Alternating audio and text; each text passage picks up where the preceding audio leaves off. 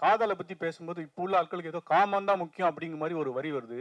2K கிட்ஸ்லாம் அப்படிதான் இருக்காங்களா? என்ன சொல்ல வரீங்க இந்த படத்துல? இல்லை, அப்படி அந்த ட்ரெய்லரில் வரல.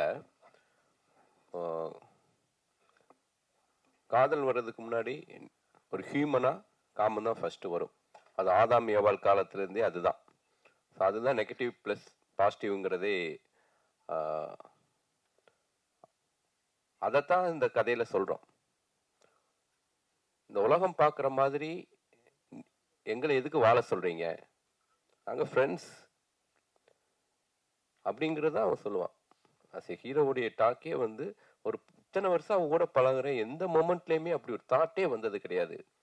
எந்த பொண்ணாக இருந்தாலும் காதல், ஒரு பொண்ணு மேலே காதல் வர்றதுக்கு முன்னாடி ஒரு க்ரஸ்ஸோ ஒரு காமமோ அது வந்து அது வந்து நீங்கள் க்ரஸ்ன்னு சொல்லலாம். அது உண்மையான வார்த்தை, அது காமம் தான். காமத்துக்கு அப்புறம் தான் காதல் வரும், காமத்துக்கு அப்புறம் தான் கல்யாணம் நடக்கும்.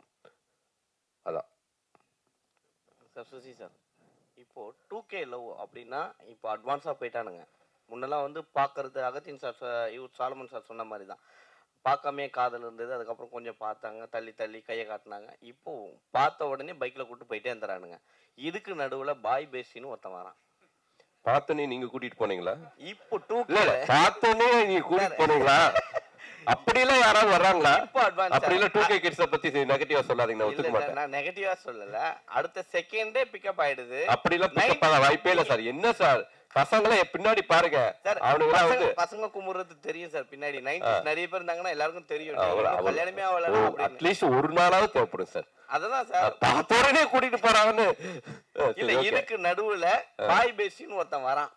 அந்த மாதிரியான கான்செப்ட் 2K ல இருக்கும். இல்ல இல்ல இல்ல, அந்த மாதிரி 2K ல இல்ல. இன்னொரு பாய் பெஸ்டி நீங்க சொல்லக்கூடிய சின்ன சின்ன வார்த்தைகள்லாம் அந்த காலத்துல இருந்து இருக்குது. அதுக்கு நம்ம பேர் வைக்காம இருந்தோம். கள்ளக்காதல்னு இருந்துச்சு, ஓகேங்களா? எல்லாத்துக்குமே ஒரு ஒரு பேரை இப்ப வச்சிருக்காங்க, அவ்வளவுதான். எல்லா காலகட்டத்திலையும் எல்லா விதமான உறவுகளும் இருந்துட்டு இருந்திருக்குது. இப்ப அதுக்கு நமக்கு பேர் வச்சு அதுக்கு ஒரு அடையாளப்படுத்தி, இப்ப நமக்கு மீடியா பவர்ஃபுல்லா இருக்கிறதுனால இந்த 2K ஜென்ரேஷன் பசங்க மட்டும்தான் வந்து ரொம்ப வந்து கெட்டு போன மாதிரியான ஒரு பிம்பத்தை உருவாக்கி இருக்கோம். இன்னொன்னு எல்லா காலம் 80 இருக்கட்டும் 90 இருக்கட்டும், நான் 96 நான்லாம் வந்து டிவி பார்த்தே கெட்டு போறியாடான்னு நம்ம திட்டுவாங்க. ஸோ டிவி பார்க்கறது அவ்வளோ பெரிய குற்றமா இருந்துச்சு. அது மாதிரி இப்போ வந்து மொபைல் பார்க்குறானுங்க, மொபைல் பார்த்து கெட்டு போறானுங்க, மொபைலை தவிர வேற எதையும் பார்க்க மாட்டேங்கிறானுங்க அப்படின்னு ஒரு குற்றச்சாட்டு இருக்குது. நான் என்னென்ன சொல்றேன்னா, எல்லா காலகட்டத்திலையும் பாசிட்டிவான பக்கங்கள் இருந்துட்டு தான் இருக்குது. பாசிட்டிவாகவும் வாழ்ந்துட்டு இருக்காங்க. மொத்த பேரும் நெகட்டிவா வாழ்ந்துட்டு இருக்காங்கன்னு நம்ம வந்து மொத்த பேரே ரவுண்ட் பண்ண வேண்டாம். பாசிட்டிவான விஷயங்களை முடிஞ்ச வரைக்கும் நம்ம இந்த சமுதாயத்துக்கும் இந்த இளைஞர்களுக்கும் சொல்லுவோம் தான் இந்த 2K கிட்ஸ்ல இருக்கக்கூடிய பாசிட்டிவான மனிதர்களை பதிவு பண்ணியிருக்கேன். சார், நீங்க வந்து புதுமுகங்களை வந்து அறிமுகப்படுத்துறதுல ரொம்ப எக்ஸ்பர்ட்டா இருக்கீங்க. ஏன்னா வெண்ணிலா கபடிக்குள்ள அவங்க எல்லாம் வந்துட்டாங்க. ஆனா இன்னொரு பக்கம் பார்க்க போனா பெரிய ஹீரோக்களுடைய டேட் கிடைக்கலையா? ஒருவேளை அவங்க வந்து இந்த மாதிரியான இதெல்லாம் நடிக்க மாட்டேன் அப்படின்னு சொல்றாங்களா? அதனால தான் நீங்க புதுமுகங்களை தேடி இது பண்றீங்களா? இல்லை, நான் வந்து பாயமொழி கதை மட்டும் பாண்டி நாடு ஹிட்டுக்கு அப்புறம் விஷால் ரொம்ப வந்து என்கிட்ட வந்து ரெக்வஸ்ட் பண்ணி கேட்டதுக்காக நான் வந்து பாயமொழி கதை வந்து விஷாலுக்காக எழுதினேன், ஓகேங்களா? அதுக்கப்புறம் நான் பண்ணின இந்த 18 திரைப்படங்களும் ஹீரோவை மைண்டில் வைக்கவே மாட்டேன். ஃபர்ஸ்ட் கதை எழுதிட்டு தான் அப்புறம் ஹீரோ செலக்ட் பண்ணுவேன். ஸோ கதை எழுதி முடிச்சதுக்கு அப்புறம் இந்த படத்தை வந்து ஒரு கரெக்டான ஒரு யங்ஸ்டர்ஸ் பண்ணாதான் நல்லா இருக்கும். ஏன்னா இது வந்து ஒரு காலேஜ் முடிச்சுட்டு ஒரு அப்பதான் அந்த ஒரு 2K ப்ரீ வெட்டிங் ஏஜென்சி நடத்திட்டு இருக்கக்கூடிய ஒரு பசங்களோட லைஃப். அதனால ஹீரோ இந்த படத்துக்கு செட் ஆக மாட்டா, அப்படி பெரிய ஹீரோக்கள் யாரும் செட் ஆக மாட்டாங்க. ஸோ ஜெயவி ரொம்ப கரெக்டாக இருப்பான்னு தோணுச்சு, அதனால பண்ணேன். சார், இப்போ வந்து சோஷியல் மீடியாவில் வந்து கொஸ்டின் கேட்குறவனு தனியாக முன்னாடி ஒதுக்கிட்டாரா சதீஷ்? சார் இல்லை சார், இங்கே வரது சார்.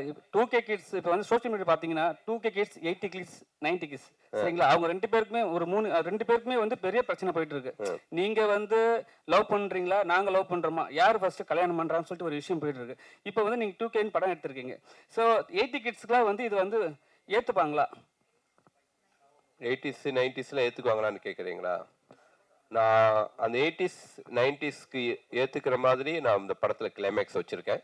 இந்த படமே 2K கிட்ஸுக்கு பத்தின லைஃப்.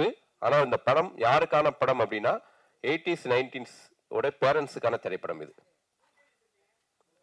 அதான் 2K பசங்களுடைய லைஃப், அவங்களுடைய லைஃபை பதிவு பண்ணியிருக்கேன். சார் வணக்கம், நான் ராதாபாண்டியன் சொல்கிறேன். வணக்கம்ண்ணே. சார் நிறைய க்ரைம் சப்ஜெக்ட்டு, பேய் சப்ஜெக்ட்டு, கொலை வெட்டு குத்துன்றப்ப இந்த கதையை எப்படி நீங்கள் செலக்ட் பண்ணி இதை சார் டைரக்ட் பண்ண முயற்சி பண்ணுறீங்க? இல்லைண்ணே, நான் உங்களுக்கு தெரியாது ஒன்றும் கிடையாது.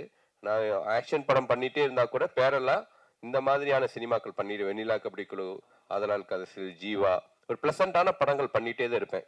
ஸோ அப்படி ப்ளசண்ட்டான கதைகள் தான் வந்து நமக்கே ஒரு பாசிட்டிவான எனர்ஜியை கொடுக்கும். அதனால் இன்னமும் இது மாதிரி பாசிட்டிவான திரைப்படங்கள் பண்ணுறதுக்கு நான் ரெடியாக இருக்கேன். நிச்சயமாக தொடர்ந்து பண்ணுவேனே. இந்த படத்தில் வந்து இப்போதுள்ள பெண்கள் ஆண்கள் பழகிறத பற்றி முக்கியத்துவம் கொடுத்து எடுத்துருக்கீங்களா? ஆமாண்ணே. அது என்ன எப்படி முக்கியத்துவம் கொடுத்து எடுத்துருக்கேன். ஒரு கதையில் சொல்லுங்கள். அதை அதான் இப்போ இருக்கக்கூடிய ஒரு பையனும் பொண்ணும் எவ்வளோ அழகான நட்போட வாழ்றாங்கன்னு சொல்லியிருக்கேனே. ஓகே, தேங்க்யூண்ணே.